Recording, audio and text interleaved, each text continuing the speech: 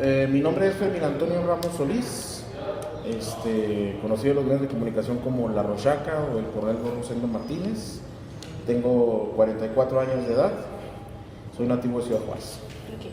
¿Usted conoce sobre el movimiento estudiantil del 68? Se me hace que todos conocemos sobre el movimiento estudiantil del 68.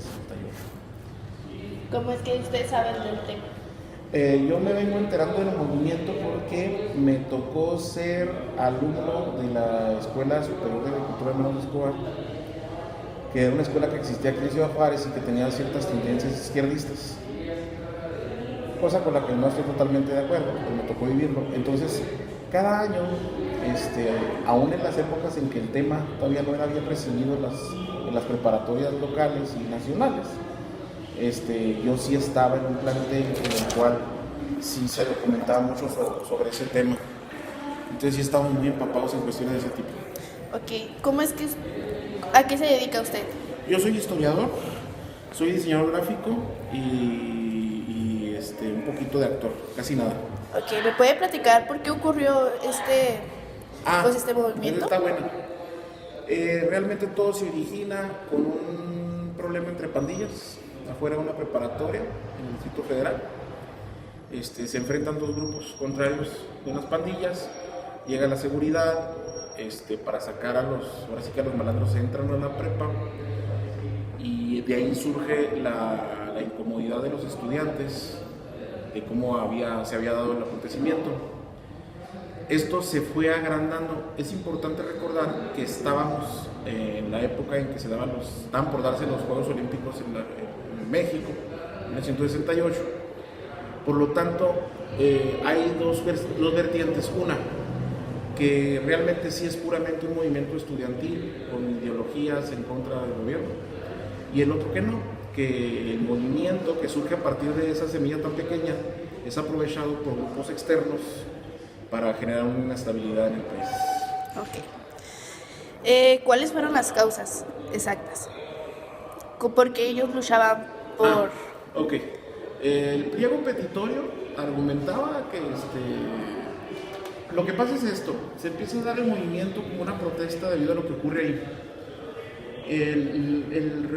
La respuesta del gobierno se empieza a hacer patente, y los chavos pues empezaron a hacer manifestaciones que empezaron a ser sofocadas, y en ese sofocamiento y la posición del gobierno de poder mantener la seguridad y a un nivel más alto que lo normal, porque venían los Juegos Olímpicos, se hizo más incisivo el trato violento para reprimir, o más bien para sofocar. Yo creo que esto es lo que genera todo aquello que viene después. ¿Qué es lo que viene después? Después de eso vienen detenidos estudiantiles, los cuales incluso estuvieron en el campo militar número 1.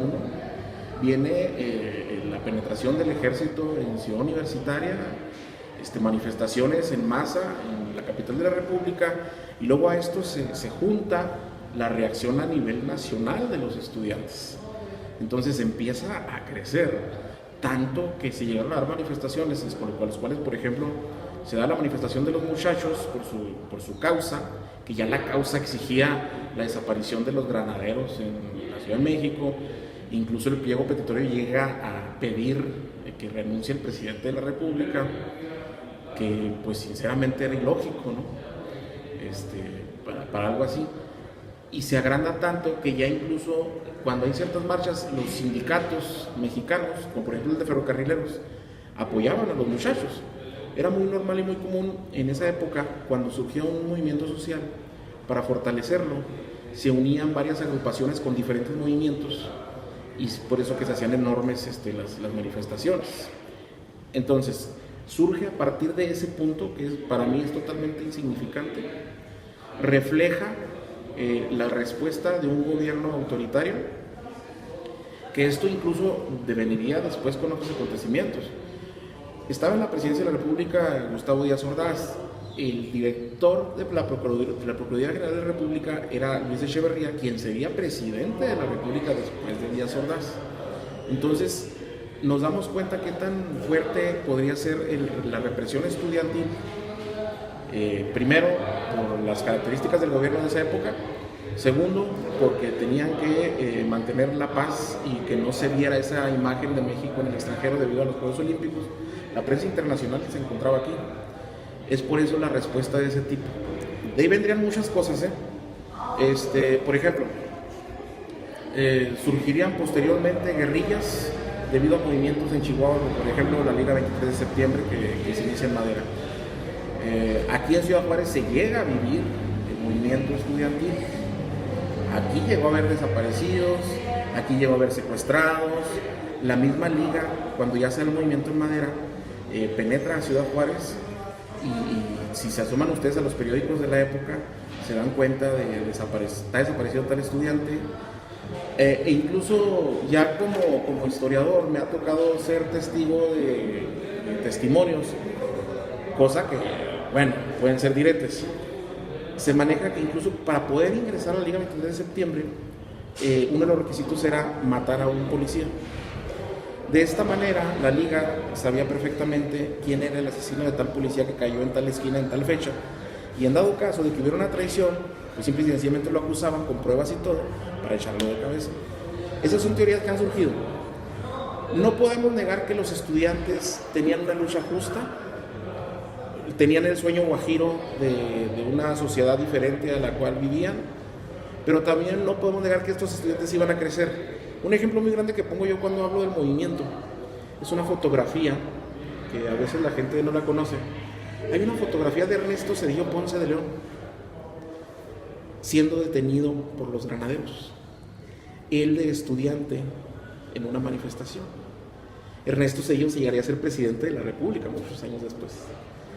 Entonces, a partir de ahí surgen, que es lo que a mí siempre me llama la atención, cualquier movimiento de ese tipo deja sus huellas muy negativas, pero también las deja mucho positivas. De ahí salieron directores de cine, salieron poetas, salieron escritores, salieron muy buenos políticos, algunos, no todos. Salió mucha música, salió cine, salió una ideología. Entonces, curiosamente detonan ese punto tan insignificante. Bueno, ahorita nos está comentando los puntos buenos que salieron, pero a cabo nosotros recordamos, o más bien nos mencionan más sobre la matanza de Tlatelolco. Ok. Vamos a hablar del exsecretario. Hay que ver el hartazgo tanto de un lado como de otro de dónde veníamos. La marcha del silencio, la toma de Ciudad Universitaria, la represión estudiantil, el gobierno tenía que sofocar todo antes de que empezaran las Olimpiadas.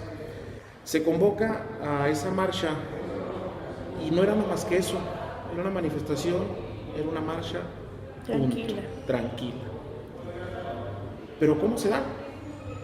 E incluso cuando se dan las primeras noticias con el aparato gubernamental, se trata de opacar a la marcha. La reunión era en Tlatelolco, venían de diferentes partes, ya estando los muchachos ahí, se empieza a notar como siempre la presencia de la seguridad de la nación. Lo grave es cuando ya se empiezan a notar las tanquetas en las calles cercanas, que por cierto los chavos que estaban en la plaza no se enteran de eso, porque esta clase de instrumentos estaban en las calles de alrededor. Y los muchachos incluso cuando empiezan a notar la presencia militar, tengo entendido que fue el Búho, uno de los dirigentes, está en el templete en Tlatelolco y empieza a decirles: muchachos, no vamos a caer en una provocación, vamos a disolver la manifestación, todo el mundo se va a ir a su casa. Cuando se da este llamado, surge algo muy llamativo. Pasa un helicóptero por encima de la plaza y de algún lugar de la plaza surgen 2 bengalas. Ya para entonces, en los techos de la unidad Tlatelolco había hombres con un guante blanco en la mano, con un pañuelo blanco en la mano. Era un grupo de gente preparada por el gobierno, el cual era conocido como el Batallón Olimpia. Su objetivo principal era proteger la situación de las Olimpiadas, la seguridad de las Olimpiadas, por eso era Batallón Olimpia. Se lanzan las bengalas y empieza la balacera. Comienzan los balazos, los muchachos empiezan a replegar debido a eso, y durante toda la noche, o más bien durante unos minutos, empieza la balacera y en el punto los chavos no traían armas, empiezan a caer cuerpos. Ya después se descubre que hubo situaciones en las cuales hubo hasta bombazos bastante grandes porque incluso hay una puerta de elevador, creo que es en el edificio Chihuahua, si no me equivoco, en donde un bazucazo pega en la puerta y perfora la puerta. Entra en el sitio, la plaza, los cuerpos derribados, llueve ese día en la noche, el ejército agarra a los muchachos, los semidesnudan, los dejan en ropa interior, empiezan a hacer actos que yo considero desgraciadamente muy normales dentro de la milicia, cuando se hace algo así, una especie de botín. Les cortan, los chavos pues eran muy rebeldes, era la época de los hippies, esa cosa, les cortan los cabellos con bayoneta, los golpean, se da la diversión en contra de los estudiantes, los levantan, y de hecho había prensa internacional viendo el acontecimiento. Hay un testimonio de una periodista inglesa, creo, que a mí siempre me ha estremecido. En la oscuridad de la noche estaban algunos periodistas todos parapetados en los muros, y hay dos periodistas, y le dice la periodista extranjera a uno mexicano, dice: se está moviendo el piso, se ve inestable el piso de la plaza. Dice: no es el piso, son los cuerpos, que todavía están moribundos algunos. Se veía en movimiento la plaza debido a los chavos que todavía no terminaban de fallecer. Los recogen de ahí, se los llevan a las unidades de seguridad. Hay prensa que reporta llenos totales en las clínicas, en los hospitales, etc. Muchos de ellos no los se vuelven a ver jamás. Se argumenta que se los llevan al campo militar número 1. Es más, todavía hay gente que asegura que en la actualidad todavía existen presos políticos de parte del movimiento del 68. Así es como ocurre. Algo que yo quiero resaltar, porque se vio muy mal en la época y a lo mejor todavía, es que cuando empieza la balacera, los muchachos, muchos de ellos, los que están más cercanos a la iglesia que está en Tlatelolco, corren hacia la puerta de la iglesia, y la puerta se cierra. El clero les niega el refugio a los muchachos. Tal vez se hubieran salvado muchas vidas si los muchachos hubieran entrado ahí. Durante toda la noche el batallón Olimpia se da a la tarea de la cacería de los chavos que se pudieron haber metido a los edificios, a la cacería de chavos que pudieron haberse ocultado, y eso es toda la noche. Al siguiente día en la mañana la plaza amanece limpia, primero por la lluvia y segundo porque ya no había cuerpo. Barren y punto. Lo otro es la reacción de los medios de comunicación. Ese día en la noche se habla de que un grupo de terroristas que querían atentar en contra de los acontecimientos de las Olimpiadas habían hecho una manifestación violenta, y estos tuvieron que ser opacados o sofocados por el gobierno federal. Así es como se da la noche de Tlatelolco, 2 de octubre de 1968. Después de las Olimpiadas, tengo entendido que Gustavo Díaz Ordaz hizo algo sobre lo de Tlatelolco. La declaración de que él era responsable. Pasa las Olimpiadas, por cierto, las primeras televisadas a colores. Estábamos presumiendo eso porque González Camarena había inventado la televisión a color. Pasan las Olimpiadas y sí, efectivamente, Gustavo Díaz Ordaz se hace responsable en su totalidad de lo que haya ocurrido durante la noche del 2 de octubre. Él asume la responsabilidad, jamás se le lleva a juicio, se comprueba que los muchachos no estaban armados. Lo que nunca se ha comprobado era si estaban infiltrados por intereses externos al movimiento, o realmente era un movimiento tan sólido como se sabe, que estaba luchando en contra de un gobierno que se estaba portando de cierta X y manera. Lo que es verdad es que de allí devienen muchas cosas a futuro. Los estudiantes siempre van a ser los estudiantes. Son muy idealistas y nunca va a faltar quien los quiera agarrar de bandera para sus intereses.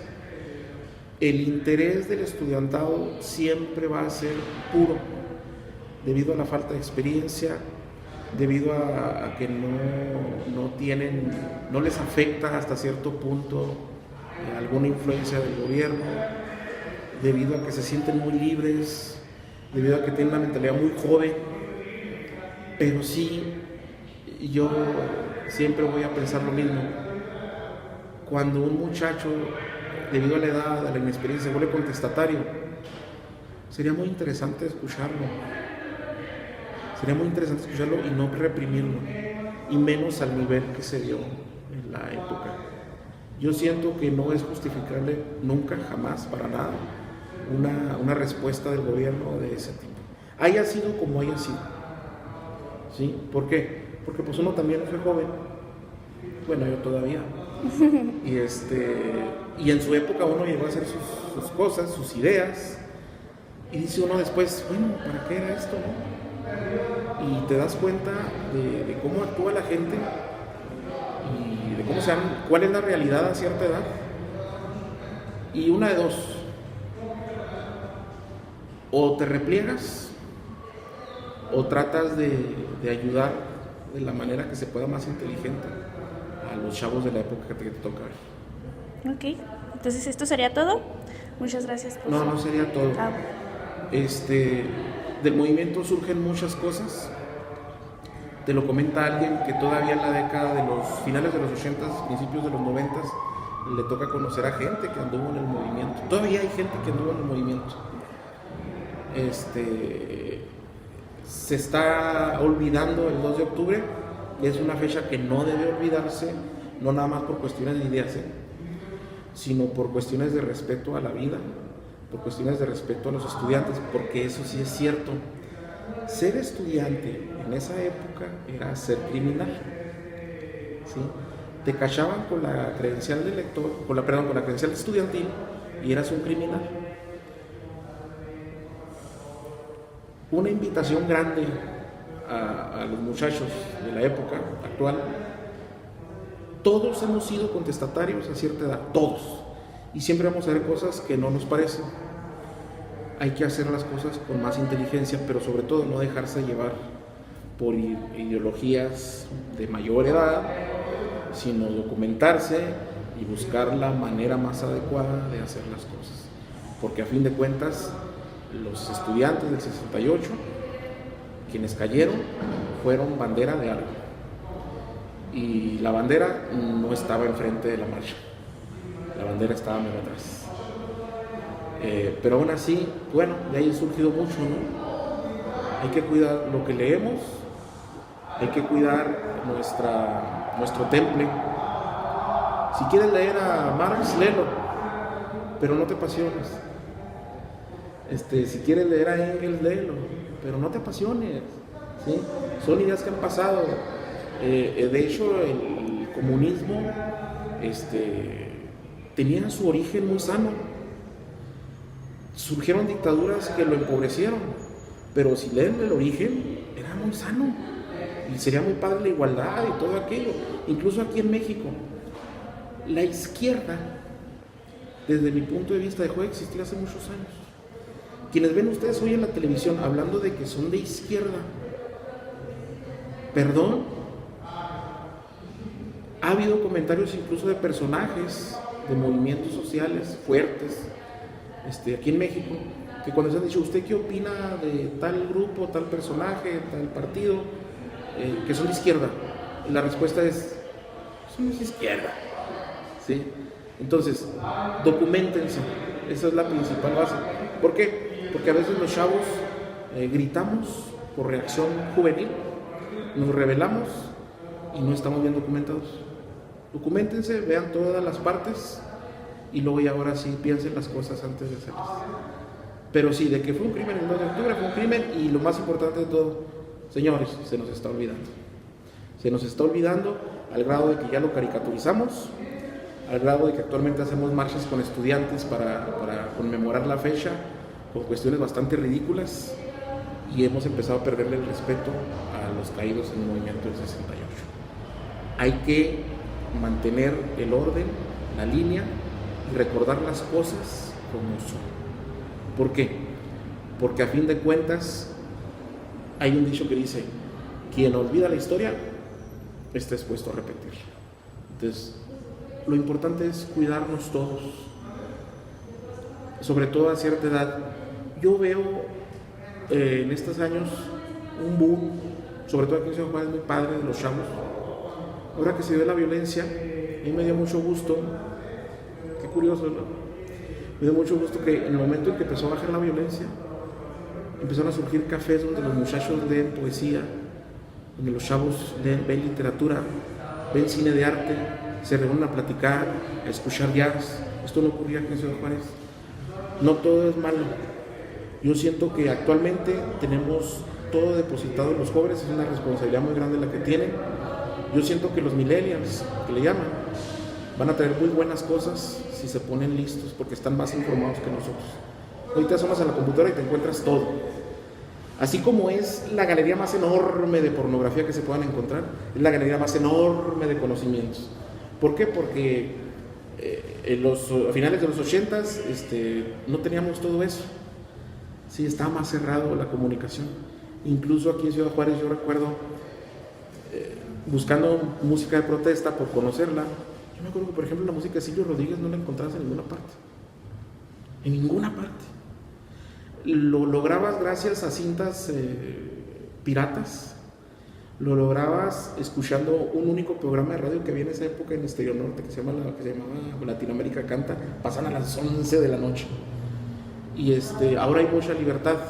Ojalá y los chavos utilicen su libertad y las herramientas que tienen para hacer mejor las cosas que la gente que lo hizo en el pasado. ¿Algo más? Sería todo. Muchas gracias.